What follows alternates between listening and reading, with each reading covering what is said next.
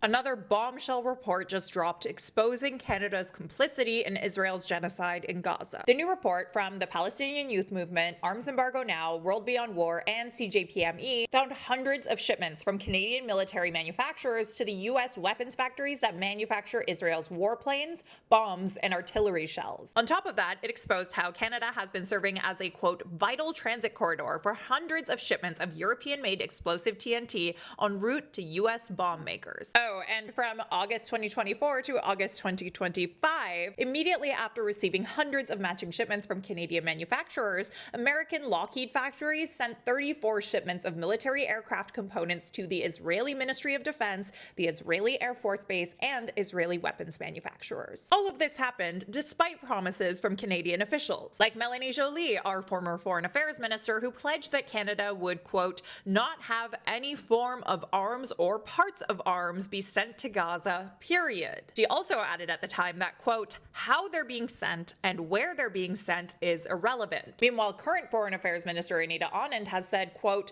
we will not allow Canadian-made weapons to fuel this conflict in any way. But this new report lays out what they call a, quote, regulatory loophole that exempts most US-bound military goods from requiring permits, meaning that the vast majority of this weapons pipeline operates in a deliberate black hole, hidden from public scrutiny, government tracking, and human rights assessments. I reached out to Foreign Affairs Minister Anita Anand's office, and they shoved my request over to Global Affairs Canada, who, as you can see by my increasingly desperate follow-ups here, did not get back to me in time for this video. But Global Affairs Canada did manage to scrounge up a statement for CBC, who they told that the department, quote, has not approved any new permits for items to Israel that could be used in the current conflict in Gaza since January 8th, 2024. But if there was no permit required for these exports in the first place, as the report suggests, then this statement doesn't address the reality of a regulatory black hole that is indeed seeing Canadian weapons parts eventually head to Israel. Anyway, the group behind this report is calling for a full, comprehensive two-way arms embargo on Israel. And they're calling on the federal government to support NDP Jenny Kwan's private member bill C-233, which aims to close these loopholes